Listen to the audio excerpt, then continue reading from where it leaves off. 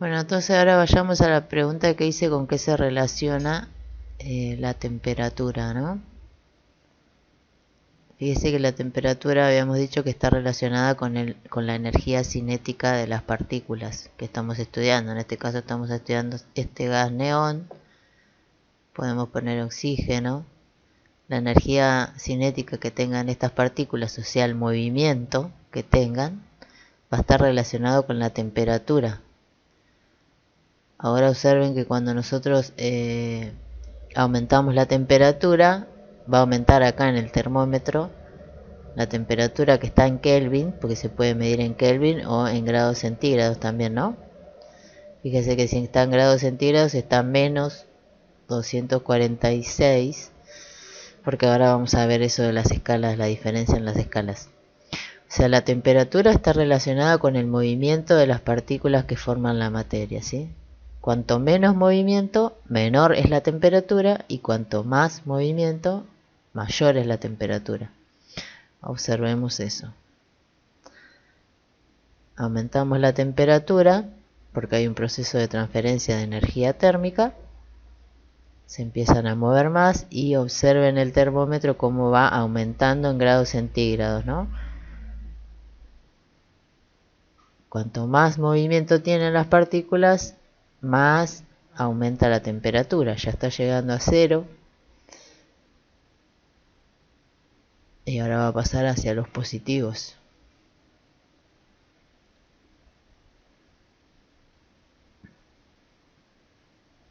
Ahí pasó a los positivos, ya está en 25, 30 grados, 40. ¿Sí? También observen el relojito de la presión. Porque con qué se relaciona la presión. Fíjense que aumenta también.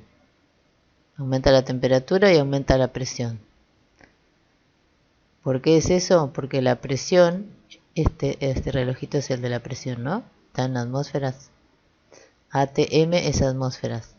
Está relacionado con los choques de estas partículas con los bordes del recipiente. No entre ellas, sino con los bordes del recipiente sobre todo, ¿sí? Cuanto más chocan, más aumenta la presión. Cuanto menos chocan, menos presión. Y también tenemos el volumen. Este volumen acá está fijo, pero si nosotros lo achicamos al volumen, ¿no?, de este recipiente, primero vamos a bajar un poco la temperatura y la presión.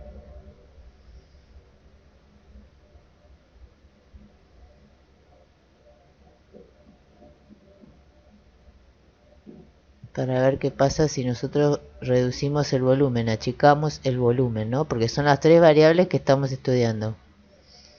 Temperatura, presión y volumen. Son las que nos interesan en las leyes de los gases. Las tres. Vamos a ver si se quedan más quietitas.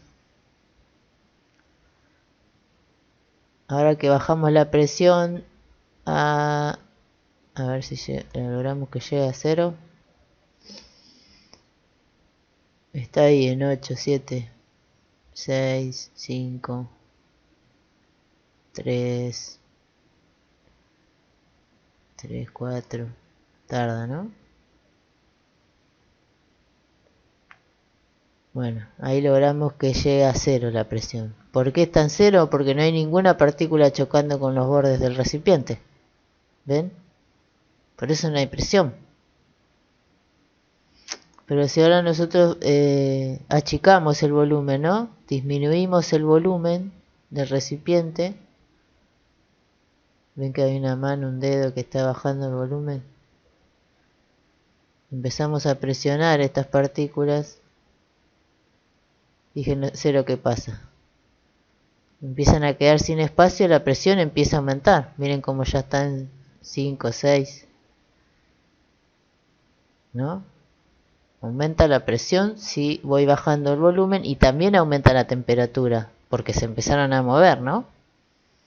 Ven que solo variando el volumen ya cambié la presión y la temperatura, las dos cosas, porque al tener menos espacio, las partículas chocan más con los bordes del recipiente, entonces miren cómo aumenta la presión. y no le estoy dando energía térmica, no le estoy dando calor, ¿no? No pongo el fuego. Igual aumenta la temperatura, igual aumenta la presión, solo cambiando el volumen. Cuanto más, miren cómo aumenta la presión si no les dejo lugar, explota.